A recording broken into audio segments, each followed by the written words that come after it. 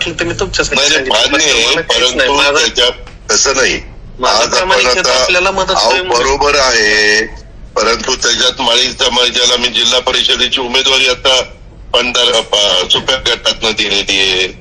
इथं ओबीसीच रिझर्वेशन तर बाकीच्यांनी दिलं नाही, ते तर पक्षाने दुसरेच दिलेले.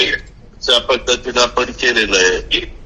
ओके चालेल दादा, तुम्हाला जो योग्य वाटतोय तो निर्णय अंतिम झाला. ठीक आहे, ओके, थँक्यू. पूर्ण नाव काय?